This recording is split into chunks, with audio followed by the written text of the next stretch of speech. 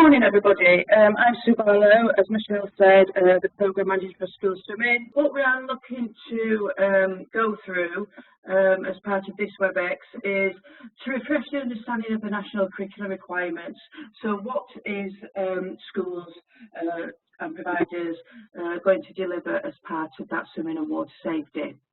To introduce the School Swimming and Water Safety Charter and look at some of the resources available within it and how to use it to improve the quality and achievements of the national curriculum requirements. Okay, so obviously we all have an input into school swimming lessons, and hopefully we all know why school swimming is important. And we must think about this, it's often the one and only opportunity that all children are going to learn to swim. School swimming and water safety is part of the national curriculum. All pupils attend school, hopefully. So again, you know, this is the one and only opportunity that we can get those children in the water, to get them learning to swim and to be safe in and around water as well. And it's likely that children who don't learn to swim during school swimmings will never learn this life-saving skill. So again, it's important that we do capture every child.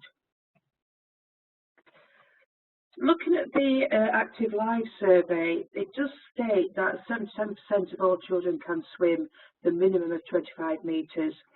So we've still got a long way to go, with 23% of children not being able to swim. So again, it's how do we capture those children? But most importantly, looking at the figure of 42%, how it drops for children from the least affluent families. So again, these are the children that are probably never going to be active, not just in swimming, but in any sport.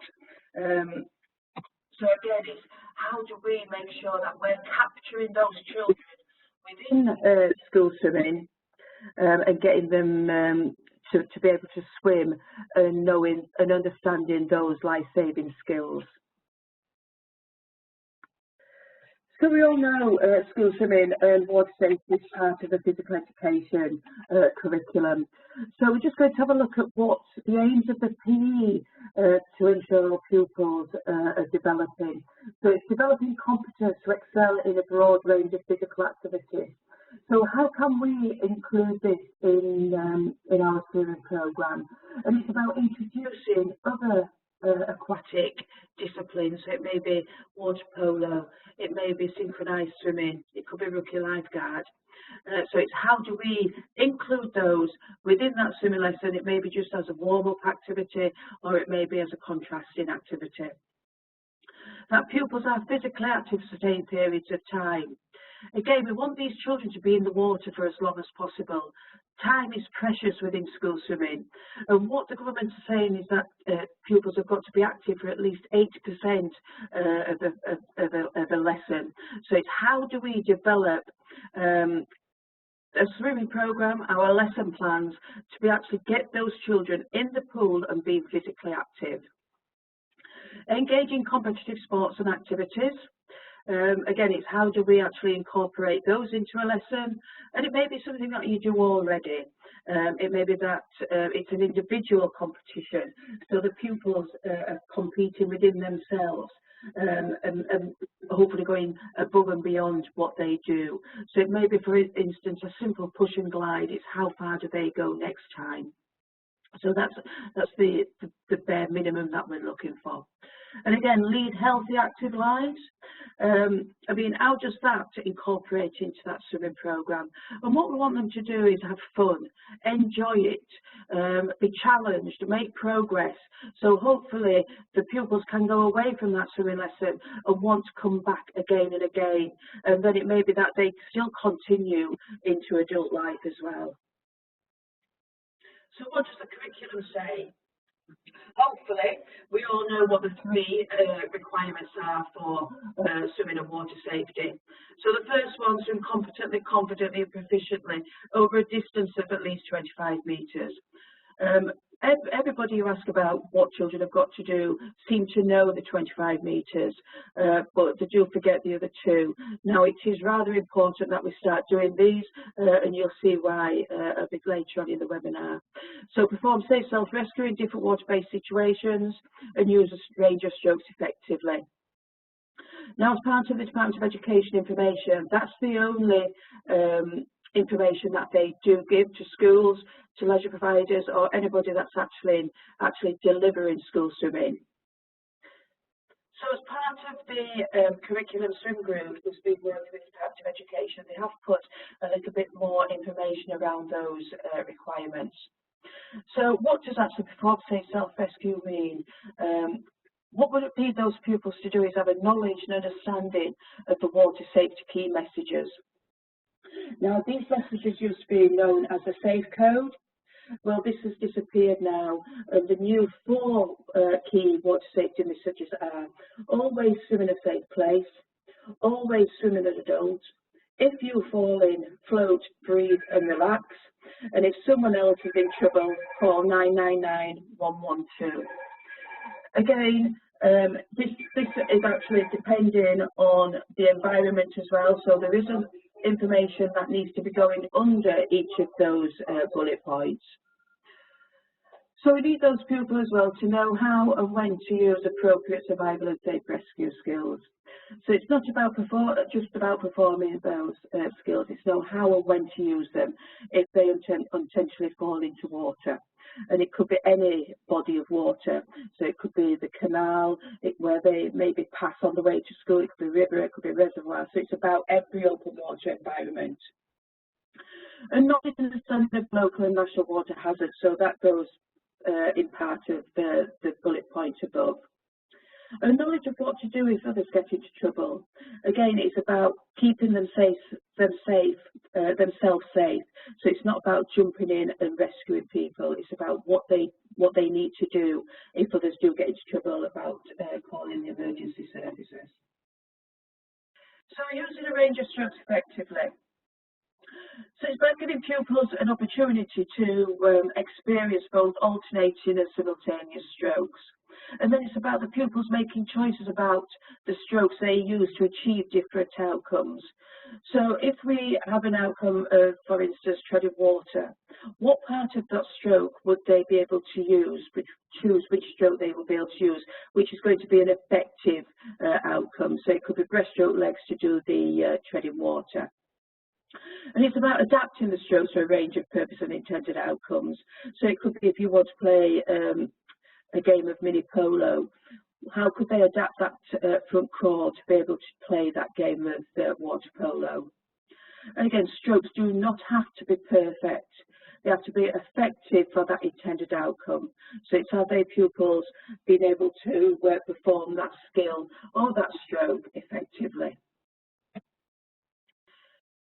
So what does this swimming at least 25 metres mean? Obviously, we need a swim of a continuous swim of more than 25 metres to ensure those pupils are reaching that minimum requirement. Strokes are strong at the end of the swim as at the start. So we want to see a competent, confident stroke all the way through that 25-metre swim. Part of the swim should be completed in the water. So we are ensuring that pupil is confident being able to swim in deep water and in shallow water. And strokes recognisable to an informed onlooker. So what we're looking at these strokes, they are recognised strokes, not technically correct strokes. So as long as that stroke looks like a front crawl or a breaststroke, backstroke, then yes, they can achieve that criteria. So just going through all the information that we've just gone through. Our school swimming website, you can use this to provide more information of everything that we've just spoke about. So again, the importance of learning to swim at school, the school swimming and water safety charter, the national campaigns that we run, why does your child learn to swim at school, and curriculum swimming and water safety resource packs. So these packs have actually been developed through the Curriculum Stream Group on behalf of the Department of Education, and these are free resources that can be downloaded, which targets swimming teachers, schools, lesson providers, parents, and also water safety information. So there is lots of information on that website that you can refer back to just to keep updated information regarding school swimming and water safety. So what we're going to look at now is what influences a great school swimming programme. So I'm just going to hand it over now to Mandy, who's going to take you through this part of the webinar.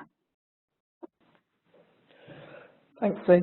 So a while back, when we first started looking at refreshing the School Swimming and Water Safety Charter, we spent some time to look at what we considered would make a great school swimming programme.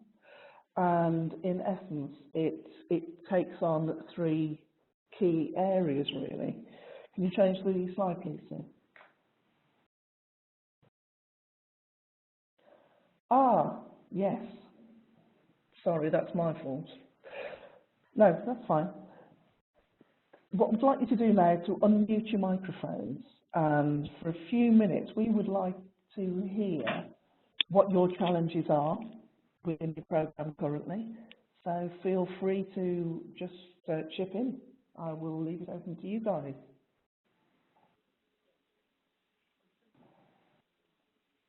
Anybody brave enough to say anything? Come on, Di, you must have to say. I'll speak, yeah, I'll speak.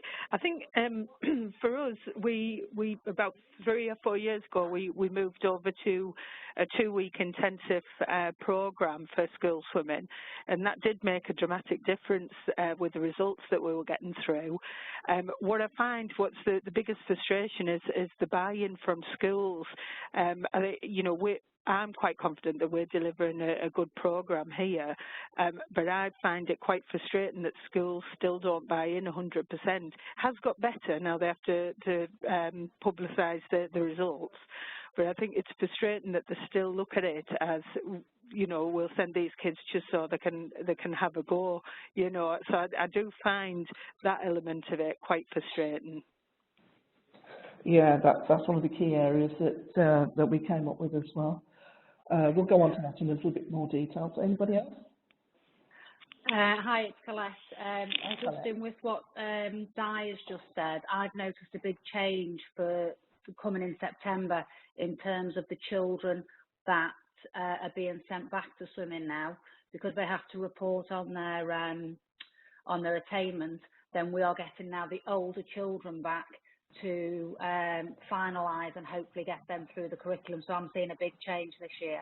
Oh, that's, in some ways, that's good actually, isn't it? Because no, it is good. It is good. It means that the schools are beginning to understand a little bit more. Yeah, and the other one is recognising with the school which is the best age group for them to bring that will benefit them.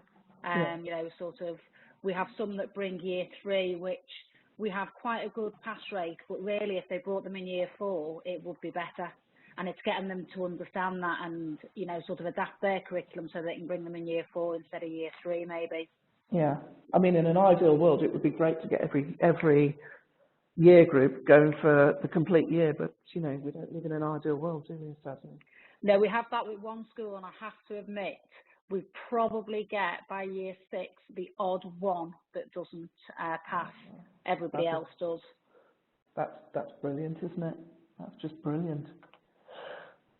So basically, what we're saying. Sorry, thanks, Sue. These are some of the areas that we've come across as we've been going around the country talking to lesson providers and talking to schools. A lot of the challenges are there's an inconsistency with the assessment of lessons. The cost of transport is huge. Training opportunities for school teachers and CPDs and such for swimming teachers. There's various delivery options, like Di said there. They're running a 2-week programme. I'd be interested to know how that's going actually. So we'll chat about that a little bit later. Water space available, the cost, time out of school, parental support is a biggie, and the main one for me is communication. So looking at that, so can you change the slide to the next one, please? Yeah, thank you. looking at that, we came up with these 3 key areas that we feel if we can get these 3 key areas right, then we have a good chance of actually affecting have a very positive impact on school swimming. The first one is lesson providers.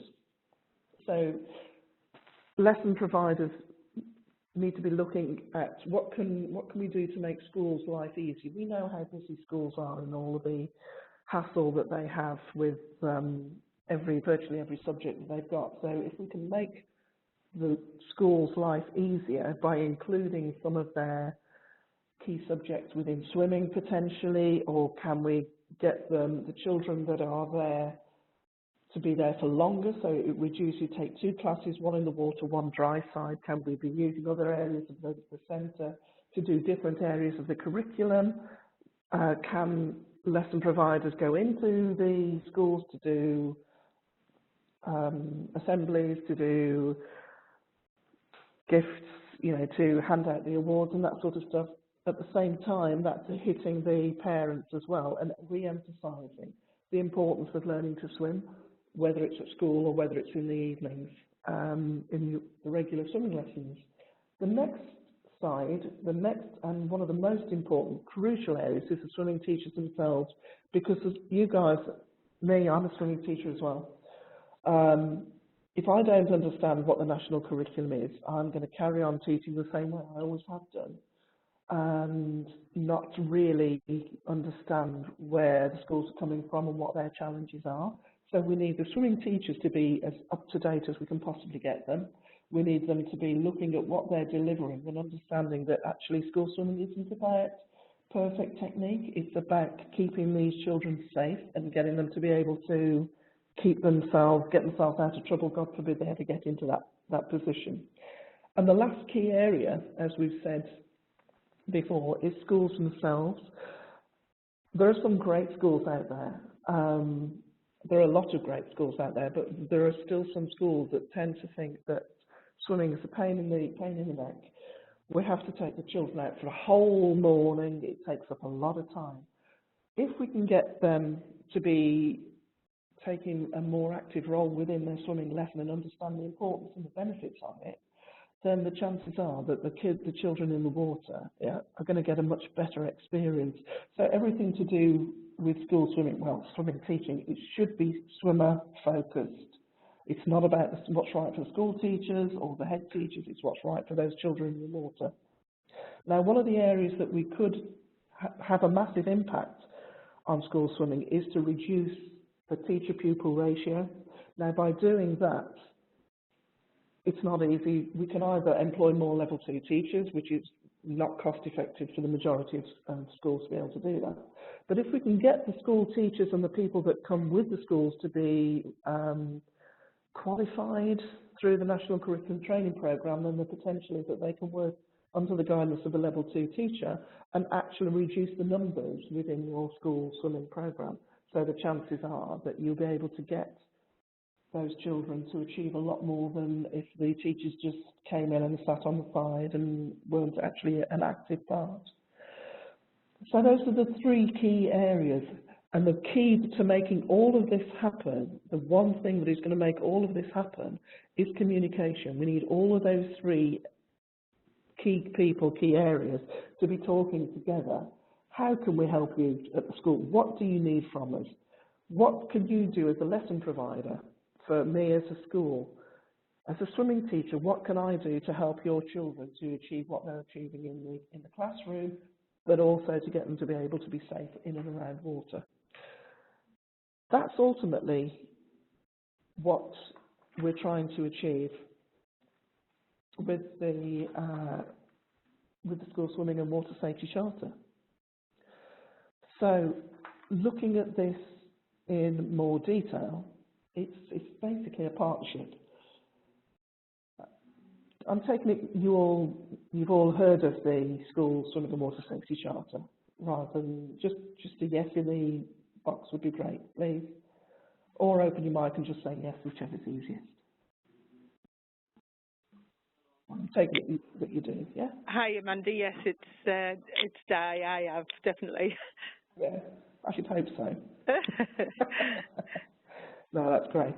Well, in essence, what the School Swimming and Water Safety Charter is a partnership between schools and lesson providers with us in the background as a support as and when needed. Like it says on the slide, it's a structured teaching programme that meets the government criteria. So included within it is a pathway of progressive awards, which we'll come on to in a little bit more detail. And we're recommending really that any school delivering curriculum swimming takes notice of this. There is so much information there for them to access. It's a great resource for them. Next slide, please, Sue. Sue? Anybody there? Yes, thank you. This is a problem when Sue's in Yorkshire and I'm in Loughborough. So, looking at the awards, currently there are six core awards that take the children right from just being able to get into the water through to being able to complete all of the 3 outcomes for the national curriculum.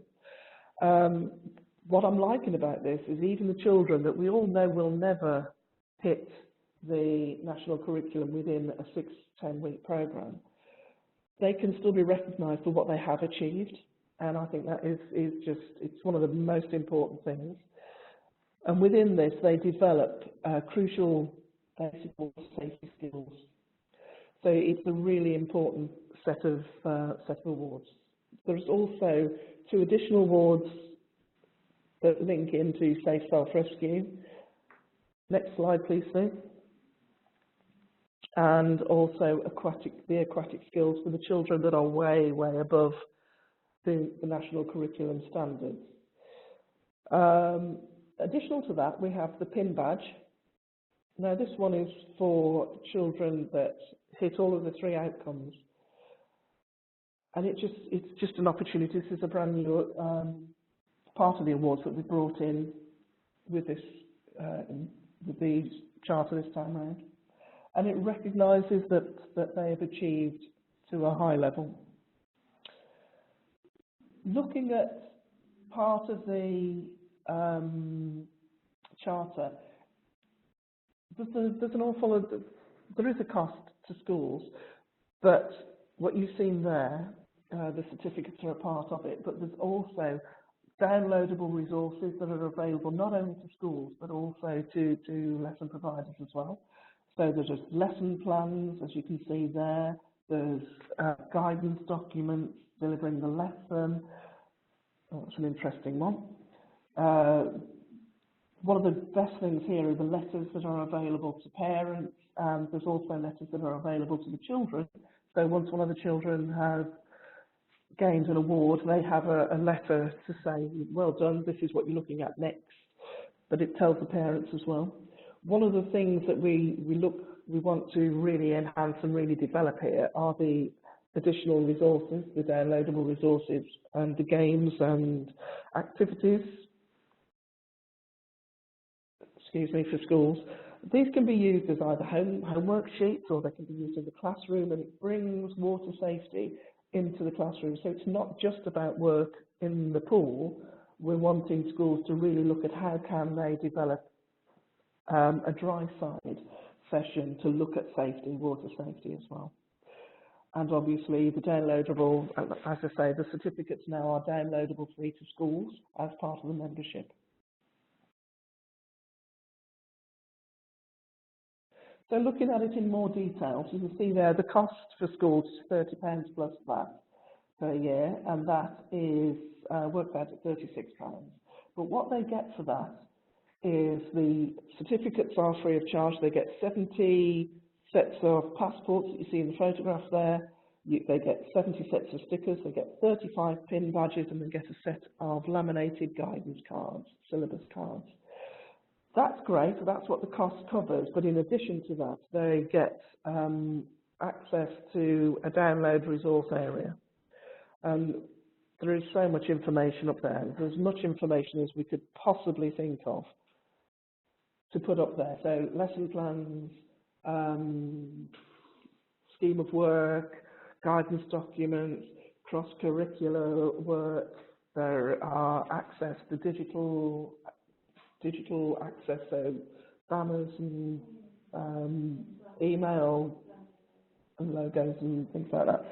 There's so much stuff, and it's not static. This is what it is today, and already Sue and I are looking at what else we can add into that, which we may go into if we've got time at the end. There is so much information in there. So looking in a little bit more detail, it's available, it's aimed at key stages 1 and 2,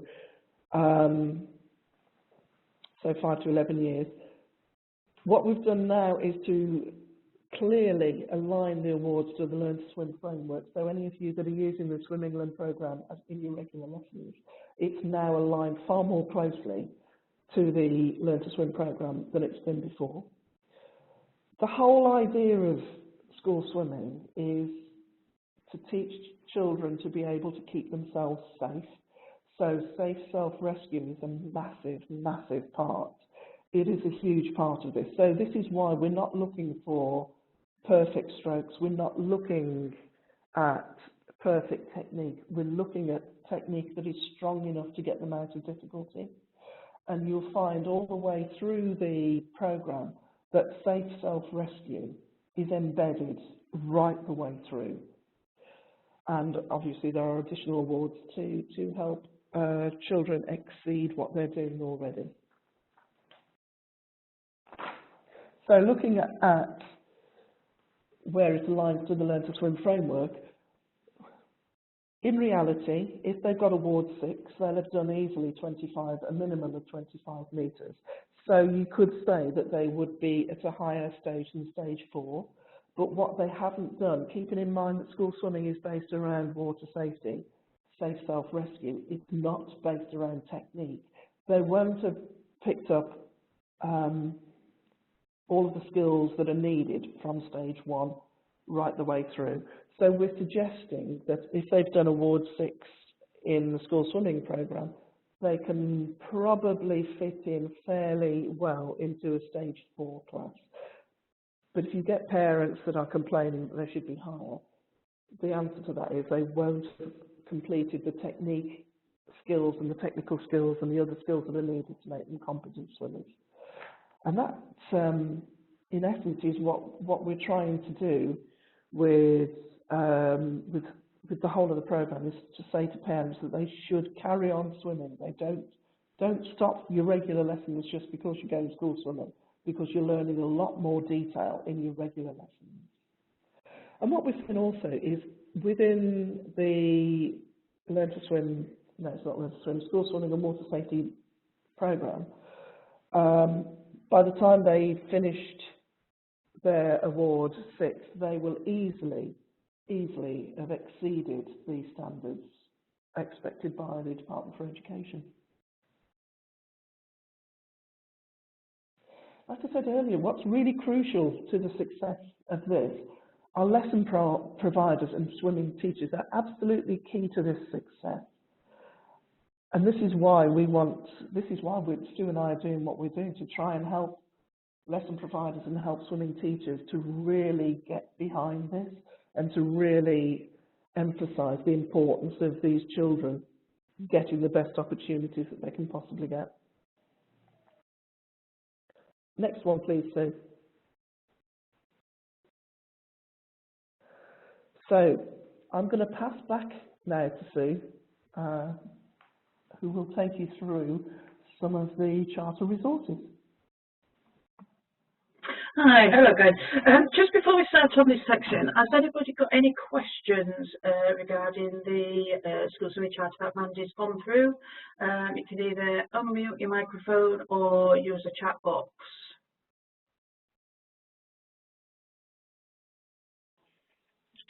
Hiya, Sue, it's Di. I've got a question. Just wondering if anybody's come across it really. I've spoken about the charter to a number of schools that we deliver swimming to, and the biggest thing that comes back is that they can't understand why they should be signing into it when they're paying us to deliver on their behalf, if you know what I mean. So I'm just wondering how people convince the schools to sign in. Hi, Di, it's Colette. I found exactly the same, in that because what we provide to our schools, we already provide certificates and feedback, and they know what's involved in the lessons. You know, signing up to something that's going to cost them £30, for them, their view is that, you know, sort of, we don't need to do it because we already get everything we need. So whilst we've signed up to it and we advertise to the schools that we've signed up to it, we've got no chance of getting a school to sign up to it. Exactly the same for us, yeah, exactly the same. One of the things that Sue and I have been doing, and we're going to be doing more of, is to be working with the active partnerships, used to be called CSPs, to put on school swimming, I don't know, road shows, events, I don't know what you would call them, where we try and get in front of the schools that are working with you to really emphasise the importance of this, and to really say, you know, I mean, I've done some in Leicester. I've been working with Leicester on this, and they've taken on the charter, and we're getting their schools together to say, this is what we're doing as a lesson provider, this is what we're doing here, this is why the charter is important to you, this is why school swimming is really important, and really emphasising the partnership side of things. I mean, Di, I've got a Tees Active. Is that you guys up there? Yeah, that's right. Yeah. Well, we've had, I think, Sue, we've had an email wanting some support from the active partnerships up there as well. So we may be able to have a more direct impact on that. What other centres have done, what other lesson providers have done, is to actually buy the charter for their schools, but include it within their fees, their annual fees. Works out at about £1 extra per week, depending on how long they swim, obviously. So that may be another opportunity. For me, it's not just having access to the awards, it's having access to all of the resources. One thing I forgot to say is another part of the membership that you as lesson providers have, but also that schools have within their membership, is access to webinars like this, which we'll do on a regular basis.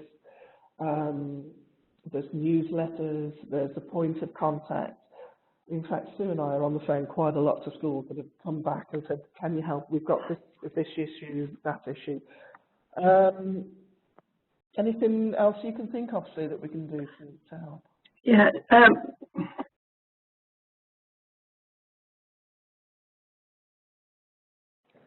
Sue, you're muted. So, Bobby, did you want to ask a question before I answer that one? I think it's more of we're kind of having the same thing with schools. We deliver to about 50 schools a week at the moment, and all of our schools have been written to about the charter. We've sent out the charter letter from the resources and everything, and like Alan recently fed back, like not a single one of our schools has signed up for the charter. So we were hoping to try and sort of put a plan in place to try and sort of target them individually, because when we are communicating with schools, it just varies so much from school to school who we're talking to. Very rarely you get someone who is actually coming to any school swimming, or a PE coordinator. Sometimes it's office staff who are simply saying, we just do the bookings and that's it. So I think the communication is definitely our biggest challenge. Absolutely. I mean, what we're trying to do with the School Swimming Charter, and the way we've done it, is to try and get schools to take school swimming more seriously. So they take an onus on for school swimming as well. And I know that they come to the leisure provider and they actually deliver that school swimming. It's about getting those schools to actually take it seriously. It is a national curriculum subject, so they should be actually taking that with a bit more interest. So that's one of the reasons why we did it this way. The other thing is as well is a lot of providers have been working with their schools, and they've actually bought it on behalf of their schools. So they've either put the cost of the charter into the school swimming programme and done it that way. So that's one way that you could actually, you know, try and get those schools to take it on board. The other way is we have worked with a number of leisure providers and come in and done some work with schools as well to actually try and get them on board as well. So there is all sorts that we're trying to do, but I do know the frustration because you will have schools that will sign up straight away, no problem, they get it, but you do have the schools that, you know, like to just come for 6 weeks, so you do struggle to get them to sign up. So, you know, it's how can we help you as well about that communication. Yeah, for us, obviously, particularly at one site where we have on average about 26 schools a week swimming at that one site, they get all of their pool time for free. So it's difficult for us to then say we'll also purchase the charter resources because we actually make very minimum amount of profit on actually just the teacher hire because that's the only thing we charge for as well. So it's trying to engage with those schools in another way without having that incentive, unfortunately. Yes, and again, you know, I mean, if you have issues like that, you do want to speak to us, then, you know, we are welcome to come and meet with you, work with you. You know, just give us an email, and the email will be on the slide when we come to the end. Yeah, thank you. Bobby, I think one of our colleagues is due to come and do some work with you at some point on school swimming. Ruth Edwards? Yes. Yeah, I had spoken to Alan about potentially setting something up. So obviously, I know I haven't met Ruth yet since she's been in post. Yeah.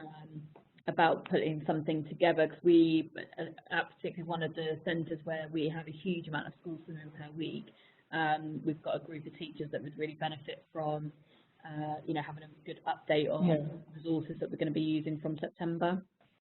Yeah, well, Ruth is going to be coming in and doing that, but one of the things that we could also look at, which I'm also doing, like I said, with Leicester and with another company, is to do that and do some work with you, with your staff, but then also to set up as a schools meeting as well. So getting the message over to the schools, those 26 schools, if we can get the representatives from there, and if we can get the key decision makers there, that would be better. So we can actually go through exactly why school swimming is so important and explain the charter in a lot more detail. So, you know, that's something that we're more than happy to work with you to make that happen, if that's of value as well. Yeah, that would be great. Great. We'll get that sorted for you. Thank you. Okay, that's fantastic. Anybody else got any questions or? Hello, it's Madeline. I'm just wondering how close we are to actually getting swimming made compulsory across the primary schools. I know that the national curriculum, the wording of it, for one of the schools we've got, they just do it in year 5 because they know that they've ticked a box. I'm wondering how close we are to getting the government to put it in as a compulsory subject in every year group. I think we do work closely with Department of Education, but at the moment they're not changing the wording that they use for national curriculum, school swimming and water safety. So I can't see it being changed in the near future. But like I say, we do work closely with them. We give them the issues, but again, it does take time with working with government, which I'm sure you know. Yeah. Thank you. So sorry, I can't answer that in any more detail. Sorry. Yeah, no, it's just trying to convince the heads because they will just do anything just to tick the box, so they don't have to do it. Absolutely. The battle we're having at the moment is getting schools in. They're buying into the minimum, bare minimum they possibly can, and trying to promote it is you're just banging your head against a brick wall. And this is why it's really so important that we try and work together, going back to that three-pronged approach. We need to be doing things differently. My viewpoint is those children that have died over the last few weeks, If they had had the opportunity to learn at school how to be safe, then the chances are, if the only thing that they learned was to be able to float on their back, then the chances are they'd still be alive. And I think this is the sort of information that we need to be getting over to schools. Is yes, it takes a lot of time out of your day, but it is so important, and I know I'm biased, but it's so important that we actually get these children to be able to do what they what we're trying to get them to do in order to stop them from dying. And I know that sounds a little bit dramatic, but it is the truth. You know, we as an industry need to be ensuring that these kids have the skills to keep themselves safe. Now, for me, head teachers should be buying into that. And if I don't know what the answer is, I wish I did. If we can get in front of the schools and the head teachers to actually get that message over, then fantastic. It's the message we're trying to get out to DE, DFE and to government and to governors and anybody who will listen. We have to make a difference. We have to change things, and that takes the government's input as well. How we do that is, that's where the challenge is, isn't it, really? Okay, thank you for that. We will move on, and what we're to look at now is using the schools charter resources. What we want to look at as well is, obviously we've been through the physical education aims and how we can actually incorporate those into the swimming lesson. But when we actually develop the school swimming programme and the lesson plans or the schemes of work, it's just that we just need to keep these in mind as well. So it's not just about teaching swimming and water safety, but how can we then meet the aims of the PE curriculum as well. So one of the resources is, obviously we've got the awards, and I've just put for an example of the School Swimming Award 1 up there. Obviously you can see those outcomes, and I'm sure you've seen them before.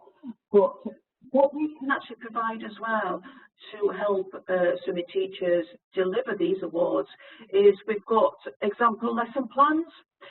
So if you just bear with me, I am just going to share with you a lesson plan, which hopefully you've seen these before. You can see that this is a School Swimming Award 1, but within the actual delivery of it, you can see now how they've got developed the activities so that all the pupils are engaged in the water at the same time. So obviously the warm-up where they've got all pupils together in a circle performing different activities to meet the aims of the national curriculum PE, and also to meet the aims of that lesson as well. So it's just how we can help you develop those lessons to ensure that you're meeting every aim of the outcome as well as the physical education aims. So the next one what we've looked at is School Swimming Award 4. So this is sort of an higher award where we're starting to look at travelling 10 metres, looking at push and glide, so we're looking at streamlining. But again, how can you develop that lesson plan to help you meet those aims of the curriculum, the PE curriculum, whilst again meeting the aims of the Award 4? And again, we've got the lesson plans for that one, which I will share with you now. So again, example lesson plan, this is for A. We do have a couple in this section. So again, you can see that what we've got is different activities that's going to meet those criteria, that all pupils are being active. And I think this is one of the most important things that we've got to do. As we say, maybe schools only take those pupils for 6-10 weeks. So we've got to use that pool space and that time as effectively as possible. So it's how do we get those pupils in the water all of the time. And again, push and glide challenge. All pupils are in the water together. It could be that they're working in pairs, in groups. So again, you know, they are doing actually communication skills as well with each other. So it's bringing those other curriculum aspects into that swimming lesson. education. Now, we do have lesson plans for each award. Like I say, they are example lesson plans. So, you know, you can use them, you can amend them, you can adapt them to suit your needs. But again, it's just giving you those examples of what we've put out there to hopefully meet the outcomes of the awards and meet the aims of the PE curriculum as well. So what we're going to go on to now is looking at how the outcomes of the School Swimming Awards meet the outcomes of the Safe Self-Rescue. Mandy, do you want to take over from this? So, looking at the awards, we can't put many awards in, so we've just done 2. As we've said right the way through, Safe Self-Rescue is absolutely key to school swimming. And you could say that in every single one of these outcomes is you could link back to Safe Self-Rescue. But looking specifically on this one, the ones that are directly linked are enter the water safely, give examples of 2 pool rules, recognise and identify the purpose of beach flags, and to obviously exit the water safely. So some of these, I mean, the pool rules and the beach flags could be done in the classroom. They could be done as part of your lessons, making it a game. You know, kick to the other side, show me which flag would you go to that says you're safe to swim. Let's see long stretch legs, you know, that sort of thing. So it can be included within your regular lessons as well. On the next one, which is the award 4, the key ones on here are jump into water, submerge, surface and swim back to the point. Obviously that's fairly understandable. Perform a sequence of changing shapes whilst floating on the surface. Now the key obviously there is getting them to understand about the floating and the fact that if you hit cold water it is going to knock your breath away, so float to regain your breathing. Push and glide on the front with arms extended, roll onto the back. So if they're getting tired out while they're swimming and they need to take a rest and float on the back, they can do. Travel 5 meters on the front, perform a tuck to rotate onto the back and return to the side. Obviously they're learning there, even if their stroke is not brilliant, it's sort of life-saving survival stroke. Obviously, the travel 10 metres front and back, that goes without saying. Perform a shout and signal rescue and exit the water without using the steps. So there's a lot there that can be linked back. And our job as swimming teachers is to try and link that back as much as we possibly can to Safe Self-Rescue and how that helps to keep them safe. What we've done also to try and really emphasise the Safe Self-Rescues, within the assessment sheets themselves, we've highlighted in blue, you see there, the skills that are directly linked to Safe Self-Rescue. We're also looking at the potential for developing the Safe Self-Rescue area, because the children, it's all very well doing the Safe Self-Rescue Award, but we're saying that needs to be done without buoyancy equipment. What we're looking at potentially is how can we do something for the children that, like we said earlier, may never get to the point within their school swimming session that they will hit those 3 outcomes. They still need to understand how to keep themselves safe. So a future development we're looking at potentially is to how we can recognise that and how we can support that.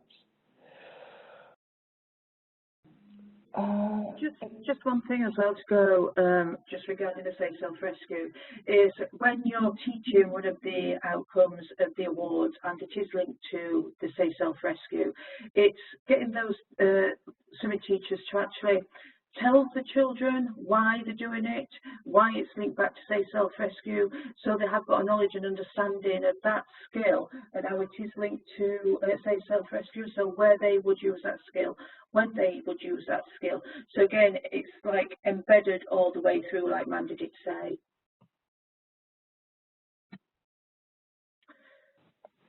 Brilliant. I'm going to pass back to Sue now. Okay, so we've had a little bit about the PE School Sports funding, but what I just want to go briefly through this with you, so you do have an understanding of what schools have got to report on, and probably now why they are actually bringing those children back. So schools have got to report on the percentage of pupils meeting the 3 national curriculum requirements. So it's not just about swimming 25 metres now. They have got to report on using a range of strokes effectively and performing safe self-rescue in different water-based situations. They have got to report this from their pupils from year 6 cohort. So if they do bring their pupils in years 3, 4 and 5, they have got to keep those assessment standards until that child is in year 6. So that's what they've got to report on as part of that PE School Sports Premium. Possible use of funding. They can use it to upskill their staff, so they can use it for professional development, for instance, the National Curriculum Training Programme. They can use it for top-up swimming lessons, so it could be that they bring those pupils back at the end of their school swimming term and top up with the lessons. Additional qualified swimming teachers to work with teachers and enhance or extend the current opportunities. And they can also use them to enter more challenging competitions.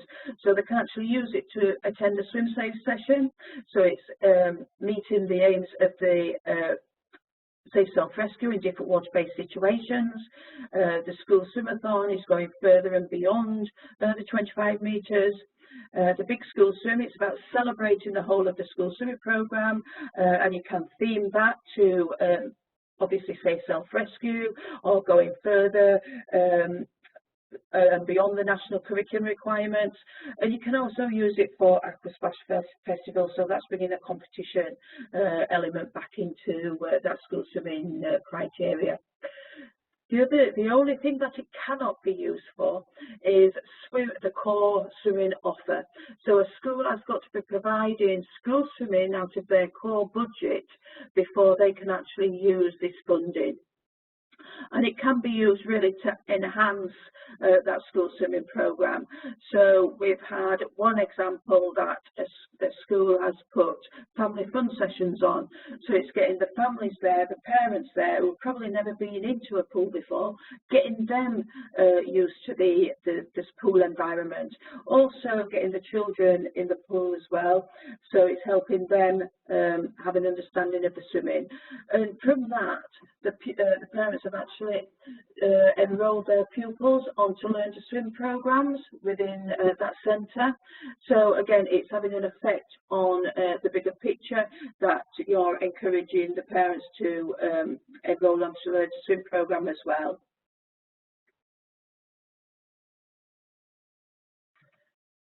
Just going back to the National Curriculum Training Programme, we do have 2 courses, a support teacher of school swimming and teacher of school swimming. We also have other training opportunities for level 2 swimming teachers, teacher of school swimming and water safety CCD, to give them an insight into what the national curriculum is. And also we have a school swimming and water safety overview, which is free to view, and that's an online introduction to school swimming where anybody can attend. So what supporting resources do we offer to support you as providers, as swimming teachers? We have gone through the school swimming website, which I can't emphasise enough for you to go on there and look at all the resources that we do offer. There's everything for swimming teachers, leisure providers, anybody that actually delivers or is involved in school swimming. The Aquasplash Festival, we have just actually updated these. It is a water-based festival that you can run any time during your school swimming programme. It is linked to the competition framework, but the activity cards that's actually included in this pack can be used in your school swimming programme. They are different activities to deliver different core aquatic skills in a competition element. So again, it's getting those children moving, developing the core aquatic skills, and also developing one of those physical education aims of competition. So again, they are free to download. The festival pack, the full festival pack, not just the cards, and it can be actually downloaded from that website there. The campaigns we run and support, which again is hopefully going to enhance the school swimming programme. Swim Safe, which is an outdoor safe self-rescue programme. The Big School Swim, which celebrates the whole of the school swimming programme, and obviously Drowning Prevention Week, where we are in partnership with the Royal Lifesaving Society to help support, obviously, safe self-rescue. So other useful links, and you can see these are the web links to them. The other thing at the bottom is the contact details. If there's anything regarding school swimming, a question, a query that you want help, that you want support, if you email us at schoolswimming@swimming.org, that's where we can pick that up and get back to you as soon as possible. So anything, please don't hesitate to contact us on that. So if there is any questions, as we've actually finished the webinar for today, so before we actually leave, if there is any questions that you want to ask regarding anything to do with school swimming, regarding the webinar, what we've gone through, that you're not quite sure of, if you want to either do it through the chat or unmute your microphones, then please ask away.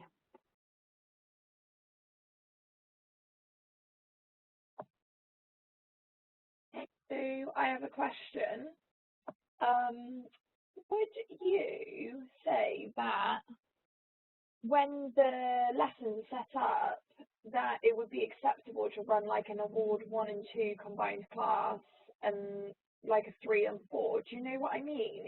Is that okay to do that? Because I just found in my experience that the setup that schools are expecting of operators, that actually to have that layout prior to the new school coming to you would be really helpful. Would you say that's okay to do? It is okay to do, yeah, that's no problem. The only problem with school swimming is that you've probably got a number of different abilities in one class. And again, it's what provision you've got then on poolside. If you've got a level 2 swimming teacher, or probably 2 level 2 swimming teachers and the support from the school staff, that's brilliant because you can do that. If you've only probably got a level 2 swimming teacher and 1 supporting school teacher, then there is a problem because obviously you've got to maybe get 30 children into 2 groups, but there's nothing to say that you can't do it. It's just sort of like the ability of the children that come. Cool, thanks, Sue. So it is just literally looking at what you've got and just going with it, risk assessing it, etc., but making it work for each school, and that could just look different each time. Absolutely, yeah, yeah. And again, you know, what we're trying to do as well is encourage those schools to support on poolside. Yeah.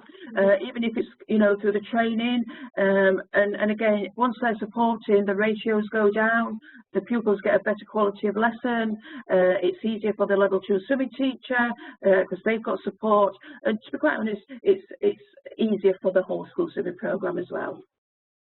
Cool, thanks, Sue. No problem. Anybody else would like to ask a question?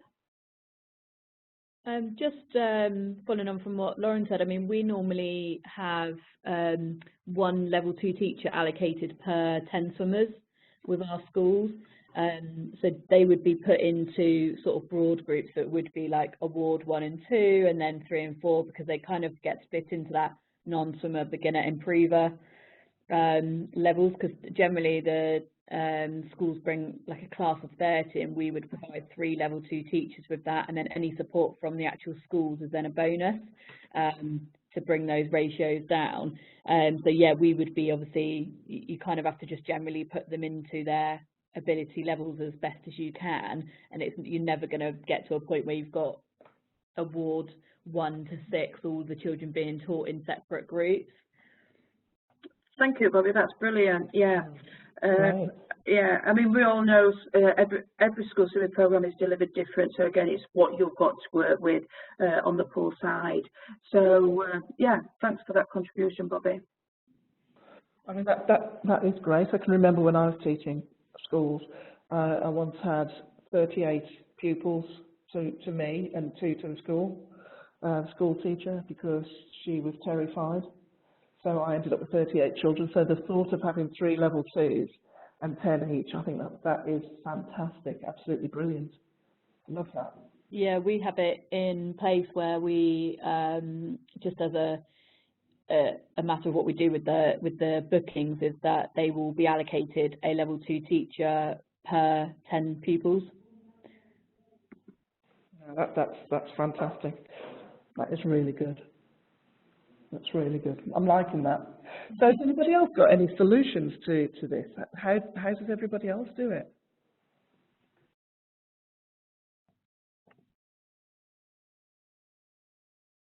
Oh, dead quiet. Hi, Mandy, it's Colette. Hey, Colette. We're very similar, I think, was it Bobby, in that we assess an ability group on the first week, and we usually have a minimum of 2 level 2 teachers for that, and then we look at whether additional resources are required for the second week, so that we know what we're dealing with in effect for the remainder of the term.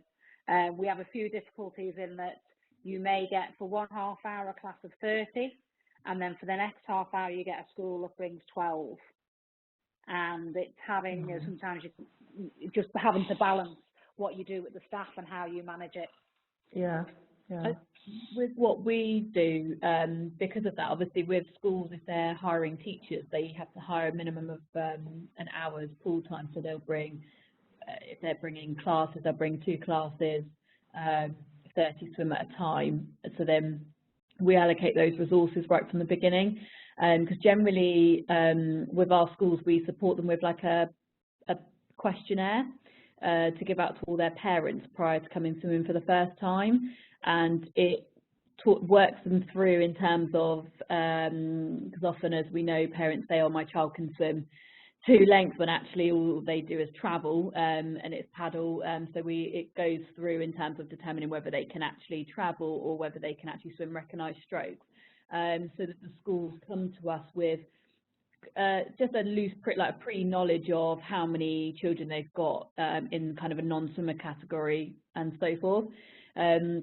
So that means that first week, rather than getting each child in individually, taking time to assess, we generally just spend some time talking to them, because they are at that age where if they are having swimming lessons, they'll tell you if they already come to your centre and have swimming lessons. So we spend some time talking with the swimmers before, finding out who comes swimming regularly and who doesn't, and we pretty much then just anyone who is really not sure and hasn't swam, or they say they need aids, they kind of get started straight away, and then we go through to make sure that first week they actually swim, as opposed to like a long time ago it used to be get each child in, everyone assesses, and then they go away. So all they've done is sort of get in for a minute or so each, and then they don't actually start swimming or learning anything until week 2.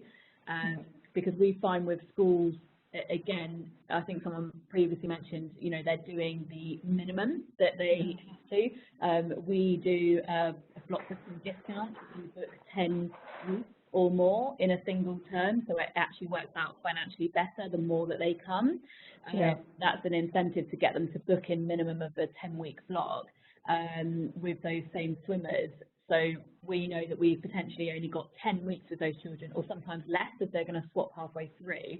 So we want to get the most out of the lessons right from the first week. Yeah, absolutely right. It's frustrating. Sue and I have seen a lot of school swimming lessons, and it frustrates the blazes out of me to see sheep dips where they get in one side and just walk to the other side, and that's it, like you say, Bobby. That's it for their assessment.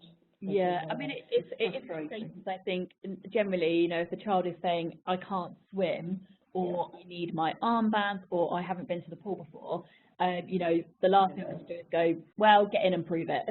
Yeah, absolutely. The thing is actually, you know, you can tell that these children are non-swimmers. I'm not going to make them all get in one by one in front of all of their classmates and prove to me that they can't swim. We're just going to start a lesson. One of the things that, no, absolutely. One of the things that I've questioned Sue about is, with regards to the premium funding, is whether schools could bring their swimmers the year before they're due to come, so that they have, it's not their core session, but they get over the challenges of, I've never been to a swimming pool before, I'm terrified, let's just get them in, have some fun, not structured, well, structured but not structured to the charter, but just get over that water confidence side of things. And I can't remember, Sue, is that allowed with the funding, as it's to enhance it, but it's before going to the lessons? Yes. I mean, obviously, you can use it for that, because as long as those swimmers that you're taking are the swimmers that are going to go, if you take them in July, those are swimmers are going to go in September. So, like you say, it is getting them used to the water confidence. So then, by the time they hopefully go in September, you can start and build on that. So we know in the school swimming programme, when they first started, they've never been in a swimming pool before, how difficult it is to get them in, especially when you're looking after a whole class as well. So yes, it can be used.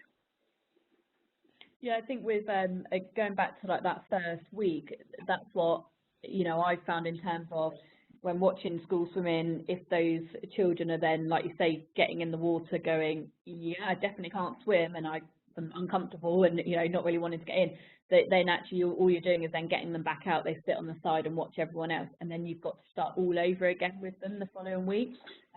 Whereas right at the start of the lesson, you can identify those that can't swim or are nervous, and you can straight away assign them to a teacher, and they then have that full half an hour to do all the early water confidence things and just encourage them into the water, even if all they achieve that first week is that they get in and they move around, and that actually then next week they will get in straight away and they can, you know, start progressing straight away.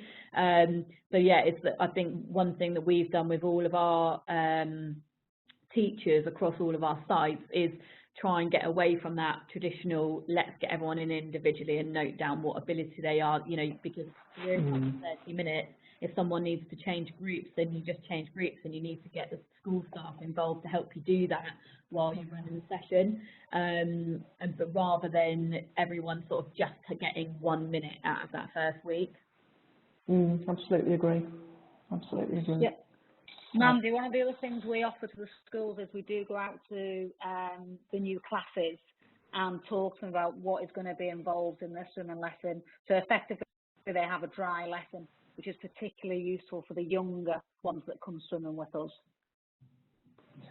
Yeah, and that's one of the things actually Sue and I have been talking about a lot over the last few days, is keeping in mind that we want schools to take school swimming seriously, and the Safe Self-Rescue being a major part of it. We're looking at, and it would be good actually to get your feedback on the thoughts on this, we're looking at whether it's feasible to put in, whether you call it an additional award or whether it's just another assessment sheet, aimed at school teachers, aimed at schools, so that they would deliver a dry side session looking at the flags, and they should be doing this anyway, in my opinion, looking at how to use the flags, you know, what the flags are about, pool rules and running on the pool side, general water safety. Would that be something that would be of value to you guys, do you think, if we were to devise something along those lines? Definitely. Yeah. That's what we thought, but as we've got you guys here, we thought I'd just ask the question. Thank you, everybody, for taking part in this webinar, and thank you for your feedback and questions. I think we've got some quite useful developments that we can do. So thank you again.